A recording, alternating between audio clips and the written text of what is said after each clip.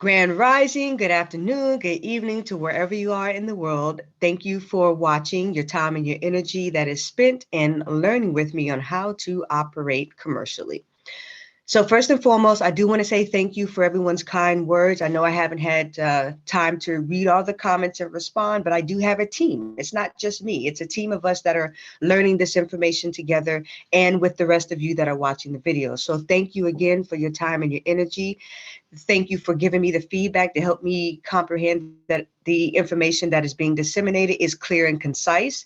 And then most importantly, for all of you that have given me an offering, I do truly appreciate you and ask that it be returned to you 100-fold, no blockages, by grace and in perfect ways. I do appreciate the offerings. It really truly lets me know that my time and my energy is being valued, because there's a lot of hours that's spent going through the United States Code and the Code of Federal Regulations and the Domestic Mail Manual and all the other stuff that I'm privy to when it comes to researching. So I mentioned those particular sources because this topic that we're going to talk about on T.Y.S.K Day, which is Thought You Should Know, is the Postal Service and the Post Office. Now, before we get started, lawful disclaimer, this is not legal or financial advice, but public knowledge that we were too lazy to find out by not reading and studying. Doesn't help that we didn't know that we didn't know, but now that we know better, we will do better. This is for informational, educational, and geek entertainment purposes only. Remember, do your own research, trust your own discernment, and take personal responsibility and liability for your own actions or lack thereof.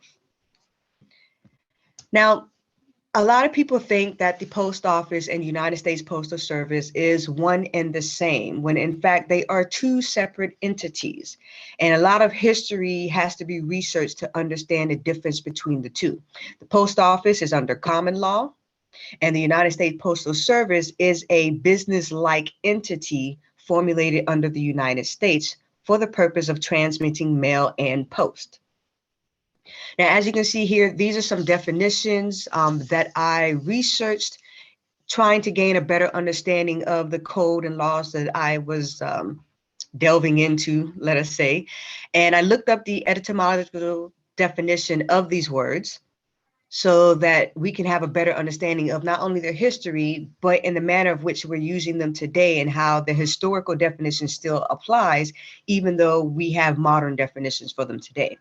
Now, I am not going to go over each of those definitions because I presume that everybody can read. But some words that we do still use to this day with a different definition is mail. I thought that was pretty interesting because originally it meant male, meaning man, and it meant wallet, bag, and bundles. So pretty much the men are always the one that's holding the bag. I wonder why that is. But anywho, blackmail was used to pay those men that were partnered with criminals to protect your establishment, your business, or your home against being pillaged and plumbered, whatever the correct word is, forgive me. Stamps. Stamps are official marks or imprints to show that a duty has been paid. And what I've come to understand with reading all of these codes is that a stamp is different from postage, which is different from duty and marks. And then the word franc, when it was used traditionally, was a free letter that was carried by officials for official purposes, which is still in the United States Code today under Chapter 39, I believe, if I'm not mistaken. But rural free delivery, which is also very important because we use that today for those of us that are going through the process of correcting our status. We do use RFD for rural free delivery. And traditionally, those terms refer to mail that was delivered to the countryside because they didn't have access to mail delivery services. And typically it took about a good 10 to 15-mile drive to get to the local postal service. And so rural free delivery was created just for those that lived on a farm or in your rural towns. Again, based historically. not so much the meaning of that word today. Or is it? All right, some other definitions that we want to look up is tax per Q. The reason I chose this particular term, because when we get later on in the presentation, we'll see that some of our fellow patrons and patriots are utilizing this law in order to ship the mail prepaid, meaning they don't have to pay any additional postage. Now, in the International Mail Manual, typically when you use the word tax per Q, it means that something was already taken care of or prepaid. And the justification that many are using that for is that everything is prepaid because of House Joint Resolution 192, so on and so forth. So that's one of the arguments that is going around in regards to using this particular remedy or method for transmitting mail through the United States Postal Service. And of course, you also have the Universal Postal Union, which is a very important entity because not only do they control all mail within the world or of those established and developed countries, but they also control all currency. And, you know, currencies are transmitted through banks. So they have a major foothold when it comes to understanding this postal service and post office business. Now, some laws, codes, and statutes that are applicable. You have 18 U.S.C. subsection 1726, postage that is collected unlawfully. You have U.S. Code 1703, 18 U.S. Code 1703, which is talking about the delay or destruction of mail or newspapers. So for those of you that may have issues with postal workers not relaying your mail because they don't understand the laws and rules that they are under, you can make a complaint referencing this code. And then, of course, you have the Universal Postal Union, RL 114, Article 6, subsection 2.2. And this particular code is used for the manifestation of sovereignty to constitute proof of prepayment of postage. Again, know who you are. That's what that's a reference to, and what your rights are that are universally given or God-given. Some additional laws, codes, and statutes. Now, this particular one is in reference at the bottom here to the zip code. Now, a lot of us that have been studying this for a while understood that the zip code was voluntary. We didn't have to use the zip code because the zip code was proprietary information belonging to the United States Corporation and used for corporate or commercial purposes, not private purposes. Now, since then, in the Domestic Mail Manual, since December 9, 2004, they have removed number 2 under the use of zip code. So now the presumption is you have to use a zip code in order for mail to be delivered properly. I don't think that's true, but we'll keep it moving. Now, going down the rabbit hole, I am going to read this because I think this is very, very important. This is an excerpt from an essay regarding the explanation of the zip code address purpose by W.C. Updegrave, if I'm pronouncing his last name correctly. Forgive me if I'm not, don't butcher me, please. But it is this writer's opinion, both as a result of study and of the National Area Zip Code Directory, that zip codes, that a zip code, is addressed to presume to create a federal jurisdiction or market venue or revenue districts that override state boundaries, taking one who uses such modes of address outside of the state. So if you're going down the rabbit hole of correcting your status, you know that when we were first born, we were considered state nationals. And then upon our contract and agreements by our parents and by us and by the millions of forms and contracts that we have entered into, we now became U.S. citizens, which is property of the United States Corporation. So what he's explaining here is that when you're utilizing these zip codes, you're utilizing a privilege, which employees and business owners are required to utilize as it concerns the United States. So more specifically, when he was researching a map of the National Zip Code Directory, he found that the zip codes crossed state lines. Now, typically you understand that states are their own country, which is why each state has their own flag, their own state bird, their own state plant, all of those indicators that specify it's its own country. And though we are united in several ways via treaties and pacts, each state is still its own country on the Republican side.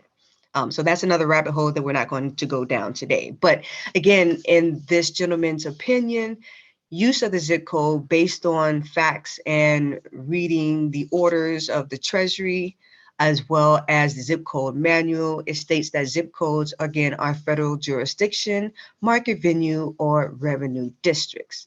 And last time I checked, we're not federal jurisdiction. Our house is not a market venue, unless you're working from your home. That's a different story. And our cities and towns are not revenue districts. But again, as we understand, there are two different jurisdictions that are operating, the Republic and then the federal corporation. Another gentleman explained that when you are considering yourself as a resident, resi meaning thing and ident meaning identified, you are a thing identified if you are using a residence versus the term domicile, or you're sojourning in a particular city or state. And I don't know, I guess I'm dating myself. Remember when we were in school and we abbreviated the states, it was normally 3 letters or a little bit more. And then all of a sudden in school, they started teaching us the 2-letter abbreviations. That was the federal takeover. I'm just saying. But I do remember that specifically and clearly when we were being forced to utilize those 2-letter abbreviations for state. That was the federal jurisdiction that we all were agreeing to. So when it comes to writing letters, that's going to be very important, which we'll address a little bit later. Now, mail and post. When it comes to postage for personal mail, according to Congress, the rate of postage on all letters not transmitted through the mails of the United States, but delivered through the post office or its carriers, commonly described as local or drop letters, and not exceeding 1/2 ounce in weight, shall be uniform at 2 cents. So that means 2-cent stamps, and an additional rate for each 1/2 ounce or fraction thereof. What does that mean for us? For personal letters only. So let's say, I decided to want to write one of you all a personal letter, not for commercial purposes, not for important documents, not for court papers, notes, checks, negotiable instruments, none of that stuff. Personal letters only. If it's under a 1/2 ounce, or if it's over a 1/2 ounce, it's 2 cents per 1/2 ounce. And this is per the 37th Congress session, CR 7071 of 1863. So although in 1970, Nixon abolished the United States Postal Office Department with the Postal Reorganization Act of 1970, and that act created the business-like corporation that we now know today as the USPS, or the United States Postal Service. It did nothing to outlaw the law regarding the General Post Office, which still exists inside of the United States Postal Service in their buildings. So when we're doing those personal letters, again, you utilize the codes or that specific law. Let me go back here. 37th Congress, CR 70 and 71, 1863. You utilize that specific code in order to send your letters to another person privately with your 2-cent stamps. Unless you're writing a page or a book of pages in your letters, then of course, you weigh it prospectively. But so that's just for personal letters only. So now let's talk about prepaid postage methods. There are several laws that have been utilized and enforced to send mail without any additional rates, marks, taxes, or duties via the post office, not the Postal Service. In the United States Postal Service, this is outside of frank mailings by officials. Now, these are examples that I'm going to show you on the next following slide that have been successfully utilized by a lot of our patriots and those who are understanding the law of the postal services via the law, statutes, codes, and the domestic mail manual, as well as the international mail manual and postal regulations that they all fall under. Now, some similarities between the different methods that I found with my simple observation was not to use any abbreviations, reference either the United States codes that are applicable, domestic mail manual, or international mail manual when enforcing the laws, because we know a lot of us don't read the laws and don't know it. We typically work for governmental entities and have no clue what really is going on. And so we have to be patient for those of us that are learning with those that are not learning or have no clue about what the laws are. And it can be very frustrating when you're trying to teach someone what their job is and what jurisdiction they're under, so on and so forth. But again, please be patient. Another good tip is to use the slot inside of the postal service, because that slot or that mail slot that is utilized is the post office, which still exists within the Universal or the United States Postal Service. So if you use the counter or if you use the blue boxes outside, that's the Postal Service, and you may get your mail returned to you if you utilize any of these methods that we're going to go over. Again, do not use a zip code because that is considered domestic in U.S. jurisdiction. What some of my patriots have done is placed brackets outside the zip code, which indicates that pretty much you can't see it. It's inapplicable, but it's there for reference for those who can literally see it. And also you want to use the terminology non-domestic and without the United States. Why without the United States? Because as you understand, there are 3 to 4 different definitions of the term United States. And I know we haven't gone down that rabbit hole yet, but in reference to without the United States, you're meaning without the corporate and federal jurisdiction of that corporation. So you're referencing the republic when you're using the phrase without the United States. And then you always want to use first class mail. Why first class mail? Because there are different classes when it comes to mail. Historically, you had first class, second class, and third class. And as you can see on the slides, what they referenced. Today, if you take a look at the United States Code, as well as the Code of Federal Regulations, Title 39, you'll see that there now are way more classes of mail. You have priority mail express, you have priority mail, you have first class, you have marketing mail, periodicals, and then packages. So that's just a brief history of the classes and how it has expanded. Now, here are some of the examples of the documents that were used to send mail for free. As you can see, they have referenced one that is first class mail, non-domestic, fully prepaid, and they mention either the statutes at law, again, that deals with laws that are passed by Congress and that reference the Republic side or the public. And then you have the United States Code, of course, which backs that up. And that's what you see on the left-hand side with this example here and that example. Now, on the right-hand side, these are some other examples of utilizing the International Mail Manual in referencing tax per Q. And when you see stamp or seal, that's either the stamp of your foreign place of origin or your foreign government, or your seal, which is this here, in red. If you're going to utilize this particular method here versus tax per Q. Now, I do want to show some examples of mailings that have been sent with no issues. So as you can see in the upper right-hand corner here, they had, they utilized the stickers to indicate on the letter that this is prepaid. This particular person did use the return receipt. And again, these are not my images, but images of Americans and patrons that have successfully enforced the laws, codes, and statutes and sending their mail forward.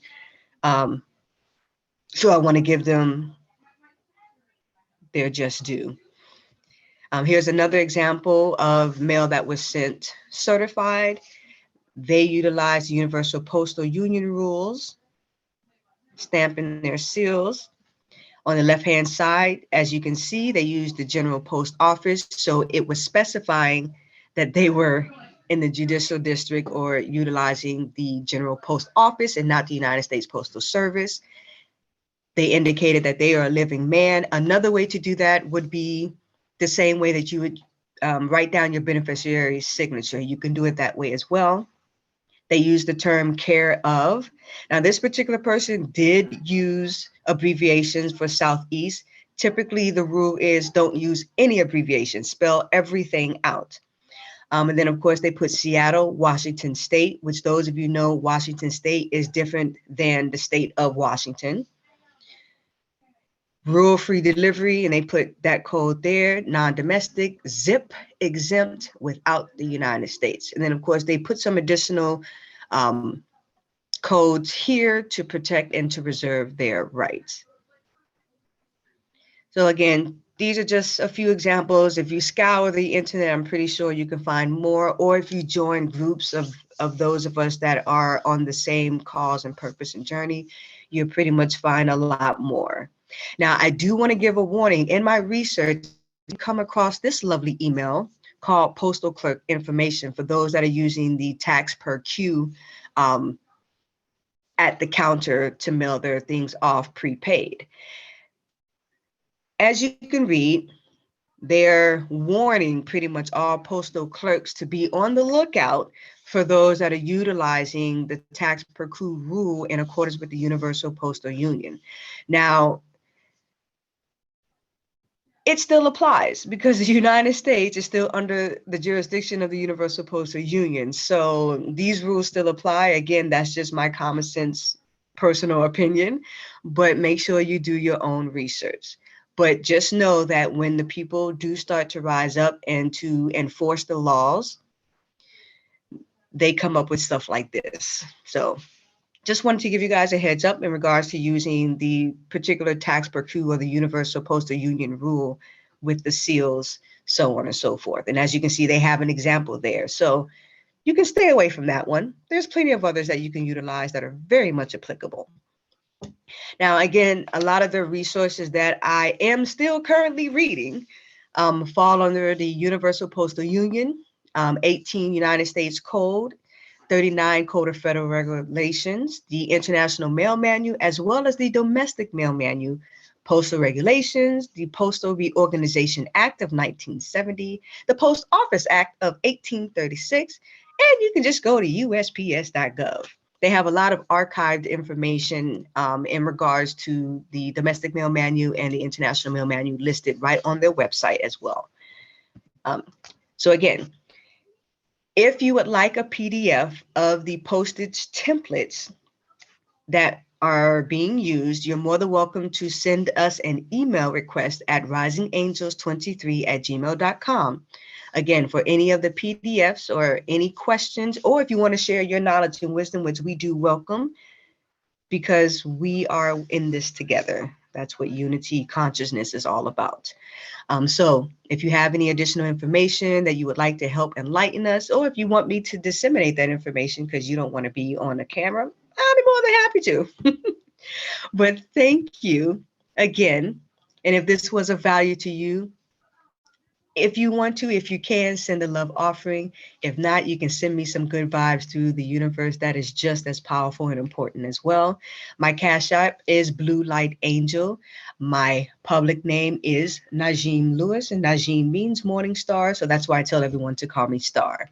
So again, thank you very much. And you guys enjoy the rest of your day and look forward to the next T.Y.S.K session.